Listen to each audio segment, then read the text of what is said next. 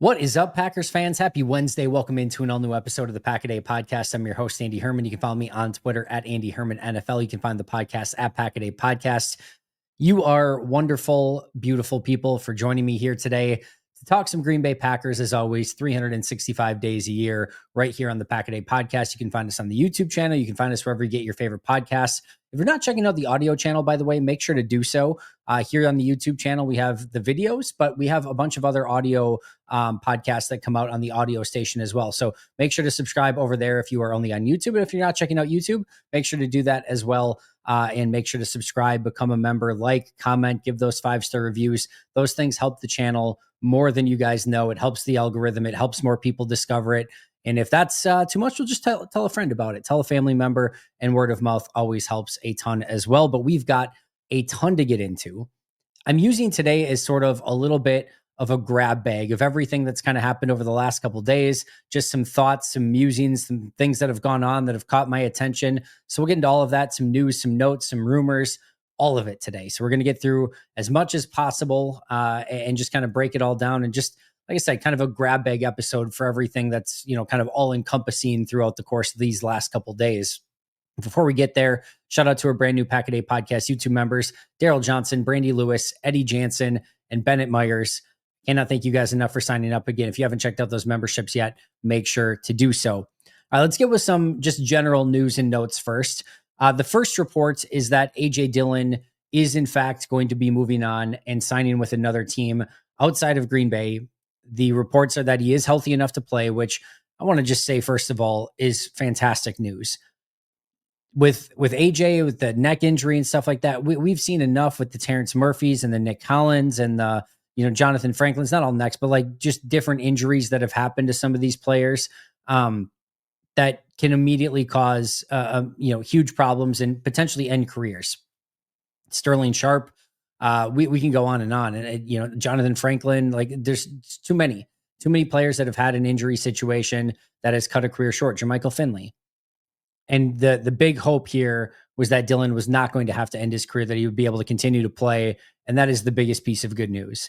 But as I have talked about on a few different occasions here, if I were A.J. Dillon, or if I were his agent, I would say there is no chance I'm going back to Green Bay, or there's no chance he should go back to Green Bay. That's nothing against Dillon. That's nothing against, the situation, that because of his injury or anything like that. That is strictly due to the running back depth chart in Green Bay. Green Bay has 4 running backs right now, 4 legitimate 53-man running backs in Josh Jacobs, who is not going anywhere, Marshawn Lloyd, who is not going anywhere. I mean, there's a really good chance that Green Bay keeps only 3 running backs. And if Dillon came to Green Bay, you would literally have to fight it out with Chris Brooks and Emmanuel Wilson just for one of those spots. Even if it's 2, probably Brooks and Wilson have the advantage there. So you're going to need an injury or 2 just to be kind of in the conversation to make a 53-man roster in Green Bay. Green Bay's not going to want to offer you anything, probably not even any sort of signing bonus. So there's really no incentive there.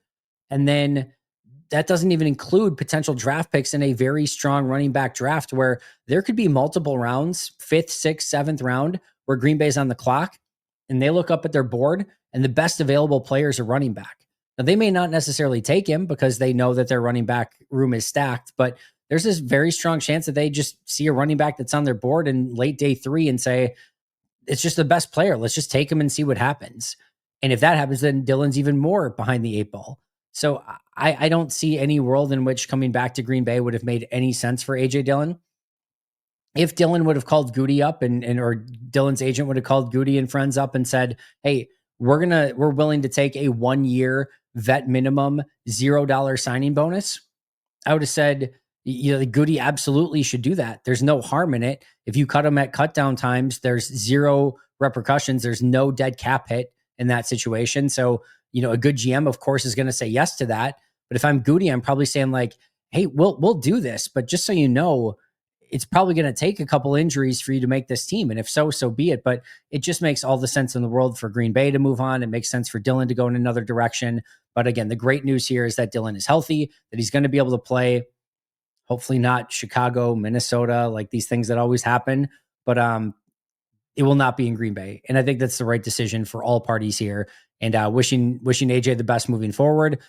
We'll see if he gets to keep the key to Door County or not, but we'll certainly, I know, be rooting him on moving forward as he finds a new team, as long as it's not in the division. And it's not as long as he's not playing against the Packers, of course.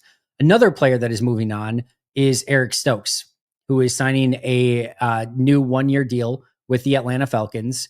It's, they're collecting, it would be awesome if they're starting corners at some point next year. Kevin King's a free agent, but if they somehow brought him back and during some game, Kevin King and Eric Stokes are their starting corners, it would just be phenomenal. But I digress. This is, to me, and I want to cheer all these guys on. You guys know this. I don't need to go through it verbatim again, but this was the right move. And I'm very excited, quite frankly, that Green Bay is not trying to do something here like they did with Kevin King and have done with some of these players where they just latch on a little bit too long because they were a first round pick or, because they've got they could have done the same situation that they did with AJ Dillon with Stokes, where Stokes gets a little bit more money, but it doesn't count against the salary cap. There's that 5th year benefit out there for players that return to their teams. They could have done some of this stuff. And this is another one where I just felt like it made sense for both sides to go in a different direction. And Stokes got every opportunity in year 4 last year. And I mean, every opportunity. All of OTAs, mini camps, training camp, he was the number 1 corner opposite Jair Alexander. He was the guy.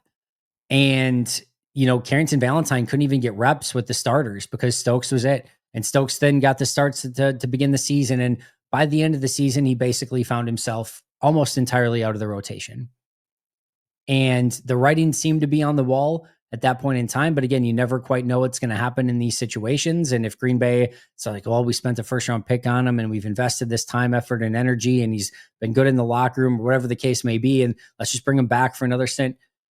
It was time for both to move on. For Eric Stokes, sometimes when you're a 1st round pick, you have all that pressure coming into a new team. And for him, it started great. His first year as a rookie was not phenomenal, not fantastic, but it was a really strong rookie season. Clearly the best season of his career.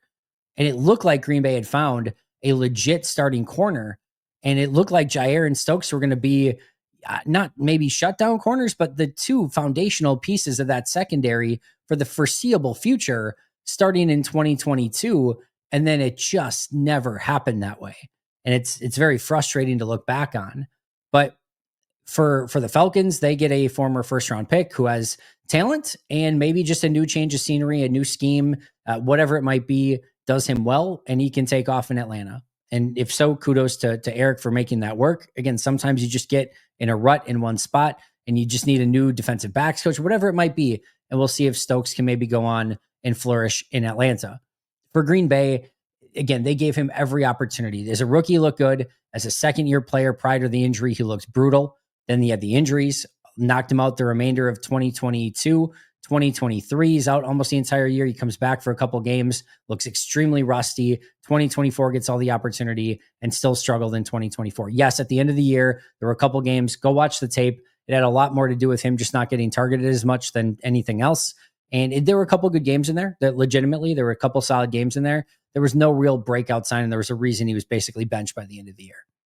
This was a good move for Green Bay and one of the crazier, more unbelievable statistics, or I don't know, maybe it's believable, I guess, but Eric Stokes went over 818 consecutive snaps in coverage. I'm not just talking all snaps, all right? These are just coverage snaps. 818 plus coverage snaps without either a interception or even a pass breakup.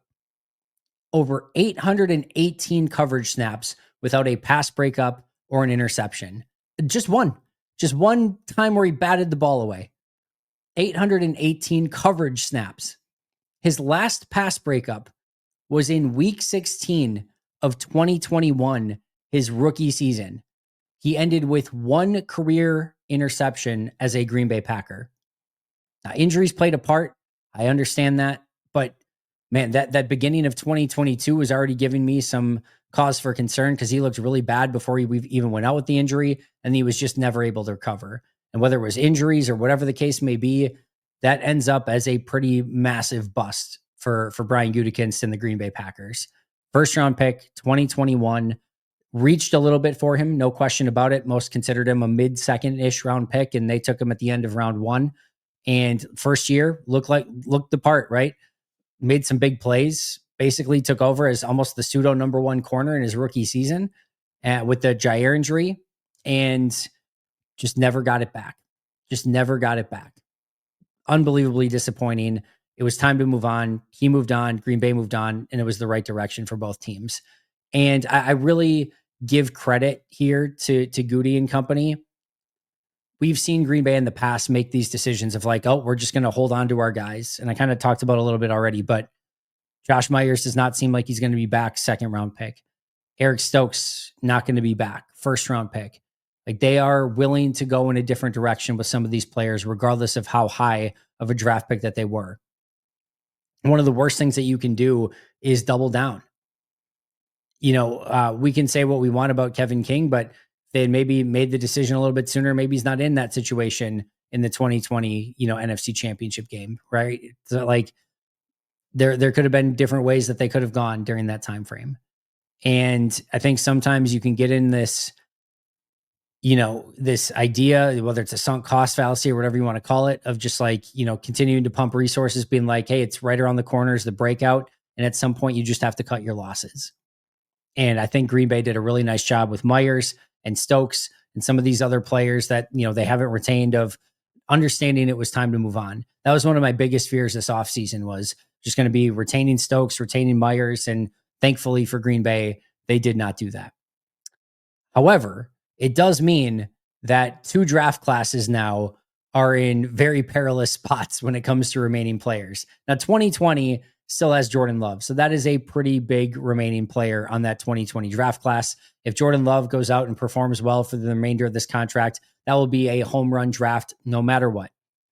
But he's the only person left now that Dylan will be leaving from the 2020 draft class. 2021 is significantly worse, with TJ Slayton gone to Cincinnati, Eric Stokes gone to Atlanta, all reports and just common sense pointing to Josh Myers playing elsewhere in 2025. The only player left from the 2021 draft class is now Isaiah McDuffie. So from 2020, 2021, Green Bay only has 2 draft picks left from those 2 classes. And in 2020 is a little bit further off like that. We're in 2025 now. These things go fast in the NFL. But through two classes, 2020, 2021, only Jordan Love.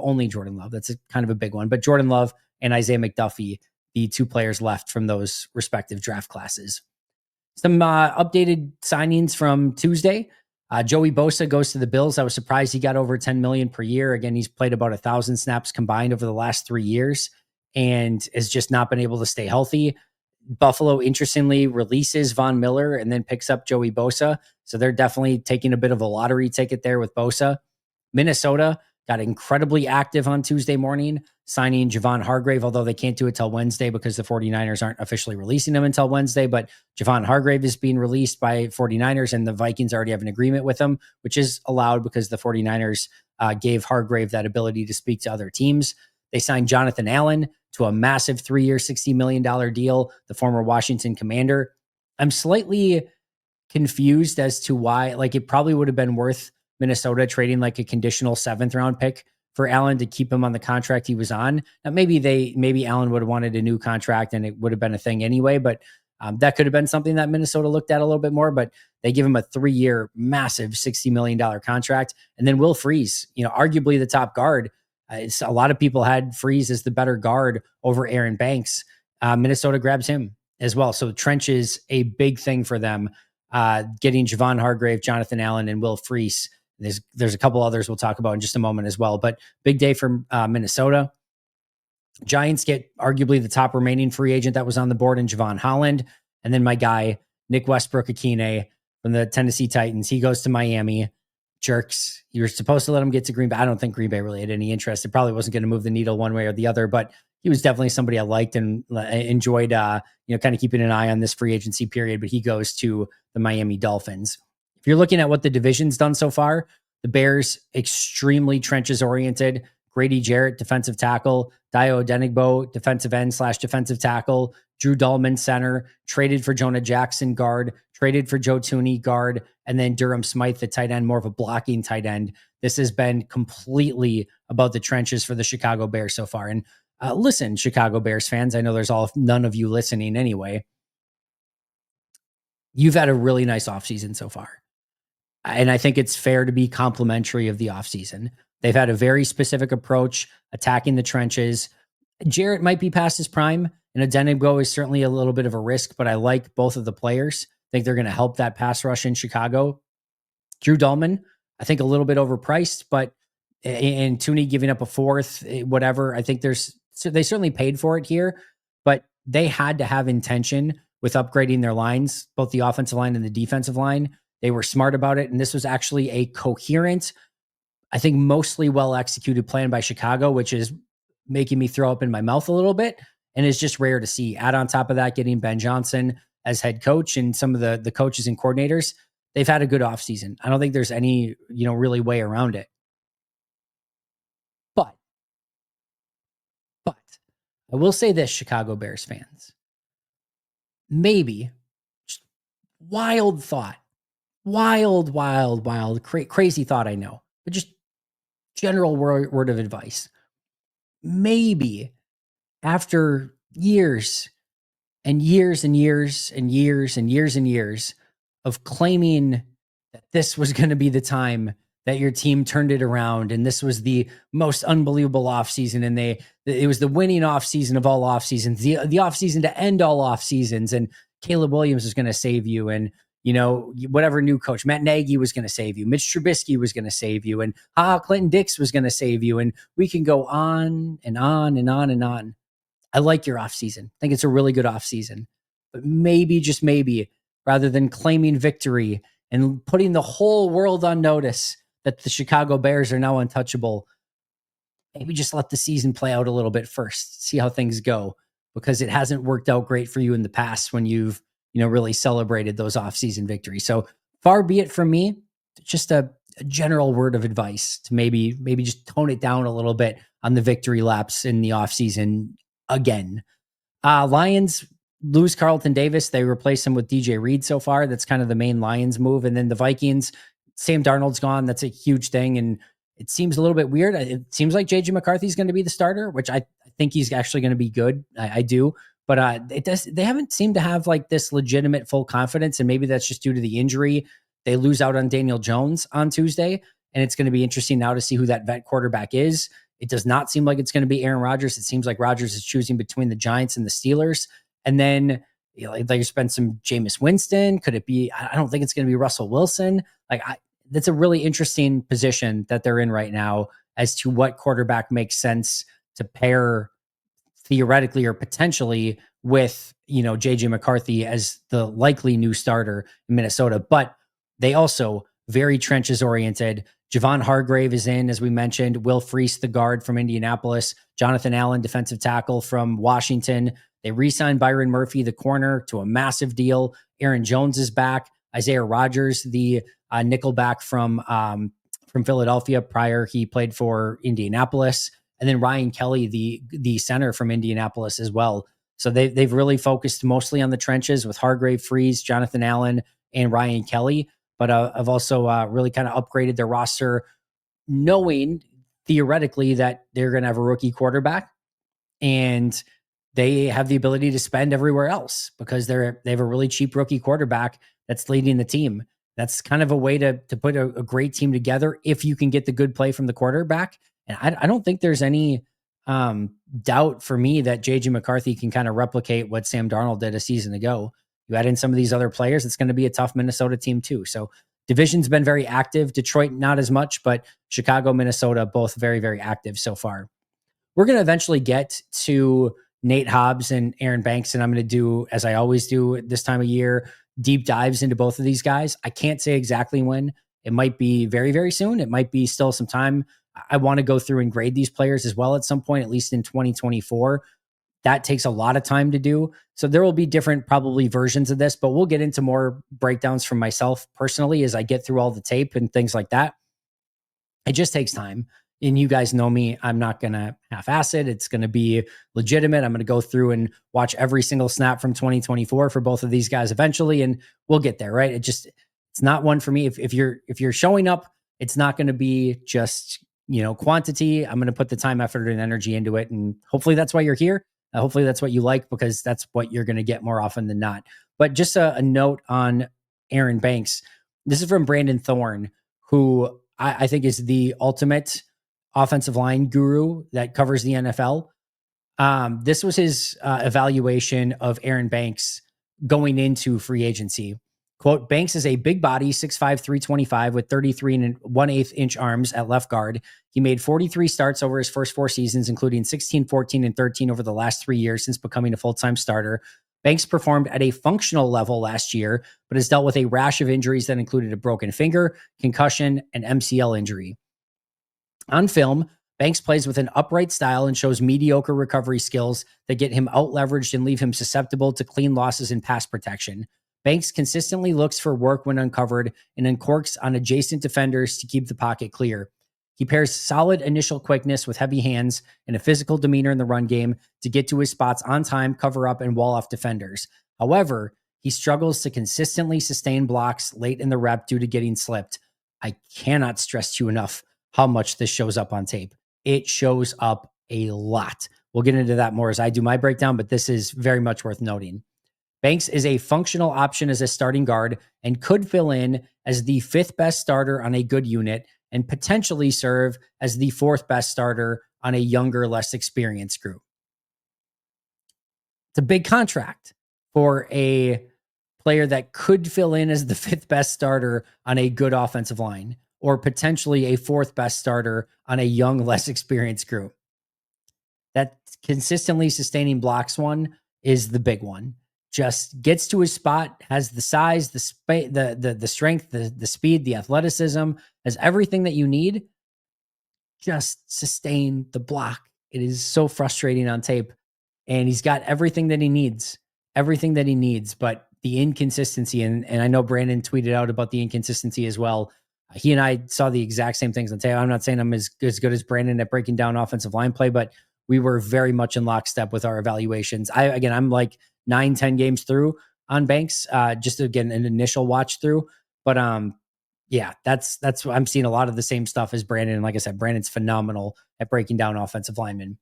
For Nate Hobbs, we got the contract details. His cap hit in 2025 is going to be $5.9 million. Basically, just let's round this thing up. $6 million in 2025, $13 million in 2026, $14 million in 2027, and $14.7 million in 2028. I think that's a lot of people look at contracts this way. Again, they look at just what the cap number is going to be, right? 5.9, 13, 14, 14.7. And it's just a logical way to look at it. For anyone that's been listening to me for a while, I don't think that's ever the right way to look at it.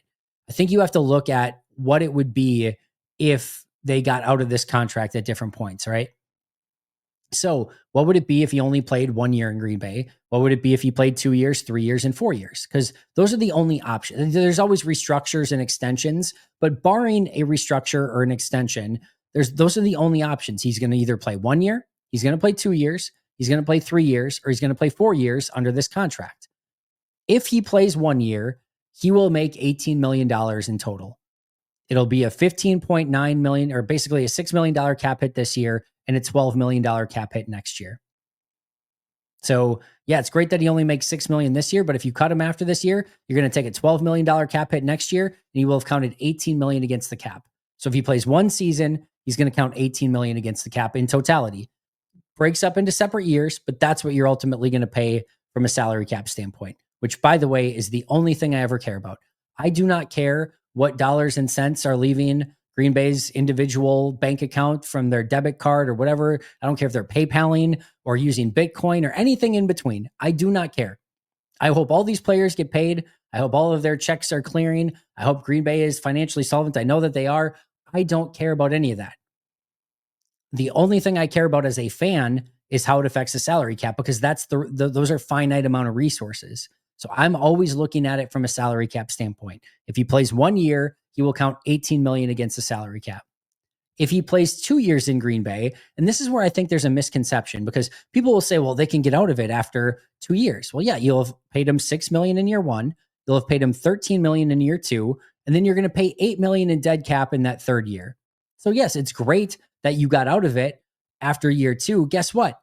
You will have paid $27 million total against the salary cap in 3 different years, but $27 million total for 2 years of play. That is $13.5 million per year. It's not terrible, but there's a cost there, right? Like, so it's just worth noting because you look at it and you say, well, it's a 4-year, $48 million deal. So it's going to be 12 mil per year, but they can get out of it after 2 years. So it's not going to be as much. No, if they get out of it after 2 years, they pay them 13.5 mil per year, not 12 mil per year. So that actually, the cost per year actually goes up in that situation. If he plays 3 years in Green Bay, he will have made a total of 37 million against the salary cap, which is 12.3 mil per year. And if he plays 4 years, he will have made all 48 million. All 48 of it will go against the cap, and it'll be 12 million per year. So that's the breakdown of the Nate Hobbs contract.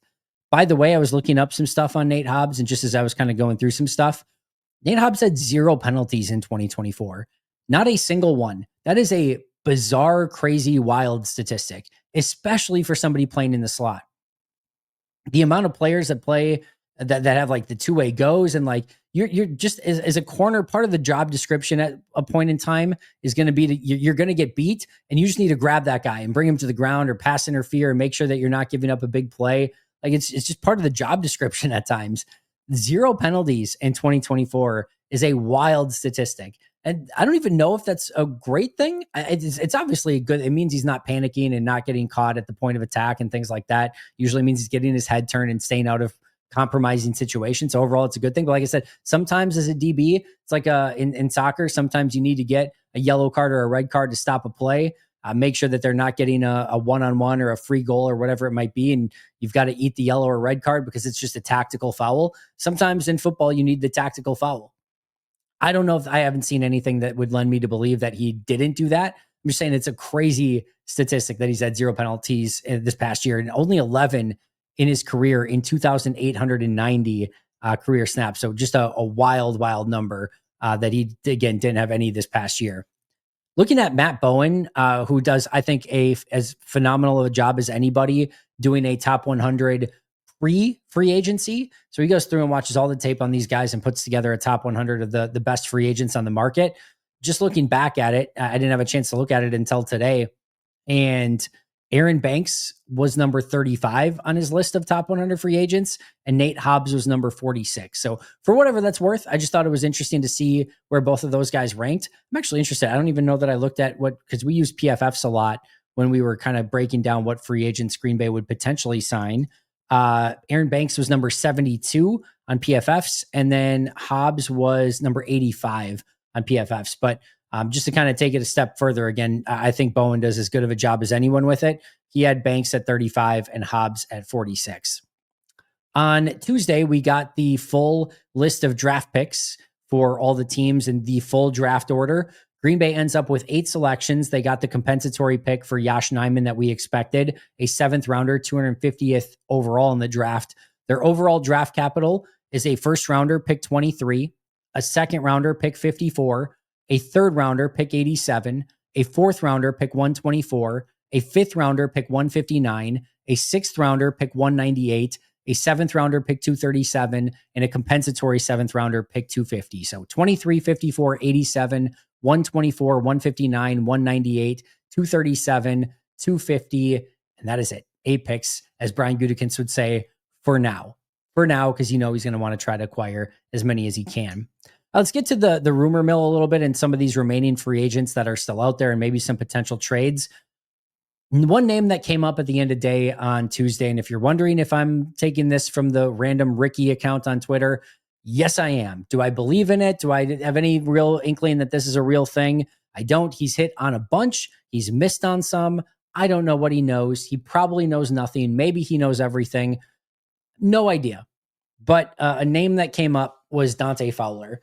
And like I said, this account in particular is hit on a wide range of players who have already signed with some teams. A couple misses, but a lot of hits. I don't know that Dante Fowler is going to end up in Green Bay. Maybe as you're listening to this, he's already a member of the Green Bay Packers. He's an interesting player. 31 in October. So he's not a spring chicken. He's not one of these 25, 26, 27 year olds, 31 in October, 6'3", 261. So mostly fits kind of what Green Bay looks for at that defensive end position. Was the third overall pick in Jacksonville in 2015. Had a 6.97 relative athletic score coming out of college. So 70th percentile athlete. 60.5 PFF grade this past year. Did have 50 pressures. Had 11 sacks, which is a nice number, especially on 50 pressures.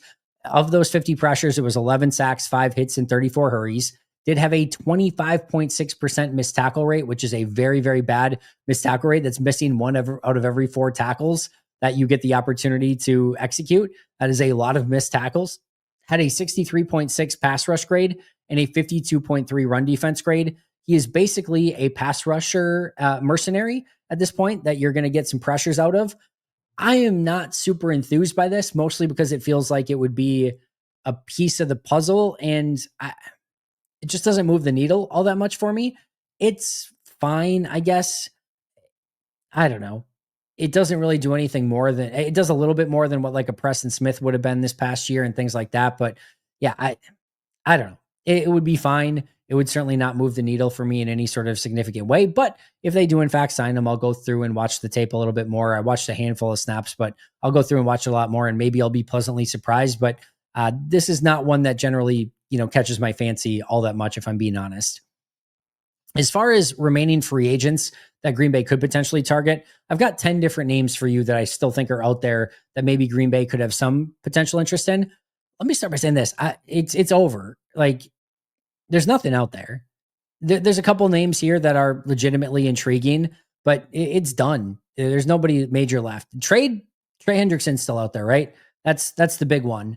But free agency wise, we're getting to value town at this point, and you just hope that you maybe get the right values. But here's 10 guys nonetheless that at least are some level of intriguing. Dante Fowler is number one. We just talked about him. Whether or not Green Bay is interested will remain to be seen, but apparently that name is out there. He could be one person that Green Bay adds at that defensive end position. I've talked about Levi Onwuzurike a bunch. I think the issue here, back injury, hasn't been super impactful in the NFL. His agent and he are probably looking for a big contract. It's going to be tough, especially with the draft having a bunch of defensive tackles, really good defensive tackles in it. And then the other thing too, from a Green Bay standpoint, is a bit redundant to what Devonte Wyatt already gives you. Both kind of in that same, height, weight range, same 3 technique position for the most part. I like him. I think he'd be a good add to this team. I would be very interested to see Green Bay pick him up, but I don't necessarily see it. I don't think it's going to be the case, but he's, to me, one of the better free agents still on the market. We've talked about MVS, stopgap, deep ball wide receiver, probably isn't going to break the bank, maybe 2 years, $6 million, something like that for MVS, or maybe 1 year, $5 million. Like, to me, just go out, do it, get that deep ball threat. It's not then something that you're forced to get during the draft. Like, if you don't get a speed guy, you're probably looking at some point needing to get a speed guy in the draft. This at least gives you somebody up until the point where Christian Watson comes back, or that you can look at it again in 2026. Clavon Chasen is a very interesting one. 6'3", 245, first round pick in 2020, had a 63.0 PFF grade, but a 74.7 pass rush grade. He is more of a pass rush specialist. He had 29 pressures on 309 rushes, 6 sacks, 4 hits, 19 hurries. And quite frankly, a 59.5 run defense isn't terrible for more of a pass rush specialist. Still only 25 years old, turns 26 in July. Ben Solak had him as one of the more under the radar, intriguing free agent options. This was from Solak. Chason played in 72 games in his career so far. In his first 66, he had 6 sacks. In his last 6 games, he had 4 sacks. In fact, in his 1 season with the Raiders as a designated pass rusher, he had as many sacks, 5, as he did in 4 years with Jacksonville. He does not have the tools to be anything more than a designated pass rusher, but if he's finally putting together his physical gifts into a strong pass rush profile, he adds value as a third down ringer on a deep defensive line. I'm kind of for it. I kind of like the idea. He did kind of break out a little bit this past year. Maybe Green Bay can keep that going. Azeez Ojulari, we've talked about. I know Nagler really wants Ojulari. Like Justice and I are more in the we're good sort of category. The big thing with Ojulari, 24 years old, turns 25 in June, 6'3", 240, second round pick in 2021, had 22 pressures this past year. Does have 26 sacks in 4 seasons. So despite being a little bit still raw and young coming out of the draft, missing some time and not being a tier one rusher, still has 26 sacks in 4 years. Had a 56.4 overall PFF grade this past year, is a little bit undersized. Not sure he's going to be something that Green Bay is interested in, but he's out there as well. Jedrick Wills, we talked about, former first round offensive tackle. I think he can play left tackle, left guard, and right tackle. Is basically been a bust. And I think this would be sort of, again, an Andre Dillard signing circa 2025 for what Dillard was in 2024.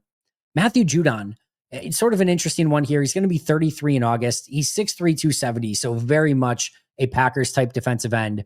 Had a 43.0 PFF grade this past year, only 25 pressures on 328 pass rush snaps. Looked like he completely hit a wall and just kind of age. I don't know if age caught up with him or whatever, but in his last 2 seasons in New England before getting hurt in 2023 and then going to Atlanta in 2024, he had 64 and 69 pressures respectively and had really good run defense in those seasons as well. DeMarcus Covington, familiar with Matthew Judon from their time together in New England. He's the defensive line coach here. Maybe he goes to Goody and says, hey, I can get him back playing the way that he was. And maybe you get him super cheap. I wouldn't hate the flyer. I think he's probably just done. So I don't want to see Green Bay break the bank here, but if you want to take him in on a 1-year flyer and see if you can kind of find the fountain of youth a little bit, I wouldn't hate it in that situation. Number 8, Charles Omenihu, somebody I liked coming out of college and has put together an interesting career. He's going to be 28 in August, 6'5", 280. Once again, I'll say it, very much a Green Bay type. Can play outside or inside. So you can play outside on early downs, and then you can kick him inside on passing downs if you want. 62 pressures in 2022 with 7 sacks. Only had 37 pressures in 2023, but had 8 sacks in 2023. So that was good as well. And then this past year only had 347 snaps with a 57.8 pass rush grade and wasn't quite the same. But there's still a lot of talent there. And I think as a rotational piece, you could get something out of him as a early down run defender at defensive end while also being an interior pass rusher at defensive tackle. Number 9, I don't even care at this point. He's 39 years old. Go get Calais Campbell. 6'8", 282. He's still a freak. And guess what? He played fantastic football last year. 616 snaps at age 38 with an 82.3 PFF grade. Had 39 pressures, 5 sacks, 85.9 run defense grade. You can play him at defensive end. You can play him at defensive tackle. He fits a 3-4, a 4-3. You can put him anywhere. He's a veteran presence. He's a captain. He's a beast. He's a freak. He keeps winning. And I don't see him slowing down. He's just that dude. He is just that dude. I don't think you want him playing 600 snaps this year, but if you could bring him in and have him play 300 snaps, I think he could help this team. I legitimately do. So I don't even care that he's 39. Go get me Calais Campbell. And then Dylan Raduns, we've talked about as well. Rotational offensive tackle, bust in Tennessee. I think he can play left tackle, right guard, right guard, might even be able to play center. Experiment with him a little bit. Another Andre Dillard type signing with a lot more versatility than what Dillard brought to Green Bay this past year. Some trade options. Trey Hendrickson still out there. That's the big one. I don't think Green Bay would be super interested in Brandon Ayuk. That could be another one that's out there. I just don't really see that happening. I talked about Darnell Mooney. I just think Atlanta with now Penix at quarterback is going to be a deep ball thrower, and I don't think they're going to get rid of Darnell Mooney. He's on a fantastic contract. So as much as I would love it, I just don't see it happening. Chris Olave is in a similar situation, just in that New Orleans is somehow still signing guys, and he's also had some concussion issues, if I remember correctly, or at least some injury issues. And I don't know that New Orleans wants to trade him, and I don't know Green Bay would be massively interested. Garrett Wilson, I think Green Bay would be interested, but they just signed Justin Fields. Fields' connection with Garrett Wilson from their time at Ohio State. I don't see the Jets making that move. The only other one that is intriguing to me is Jalen Hyatt, the wide receiver for the New York Giants. He's a deep ball guy in college. Like Deshaun Jackson was the comp there. They just re-signed Darius Slayton. Hyatt has not been able to really get on the field in New York and not do anything in New York. Their quarterback situation's been poor. You can probably get him for a cup of coffee. And if I were Green Bay, I know he's 180 pounds dripping wet. He's not their general type of wide receiver, but he is a field stretcher. And I think I would take a flyer if I were Green Bay on Jalen Hyatt. Whether or not they actually do it remains to be seen. The one thing that's still kind of preying on my mind a little bit this offseason is what Goody said about the front four, that they have to be able to win with the front four. Yet here we are. Day three, going into day three free agency, still a lot of time left, but not a lot of players left. And they haven't addressed defensive line at all. And in fact, the only thing that's happened so far is that TJ Slayton is gone. Time left to improve via the draft. A couple free agents left that maybe make a little bit of sense. But it does feel like this is a little bit, for me at least, even Trey Hendrickson or bust. And that's aggressive. That's probably not entirely true. There's ways that they can upgrade this roster. There's no, there's no silver bullet here. There's no perfect solution, but I would be all in on Trey Hendrickson at this point.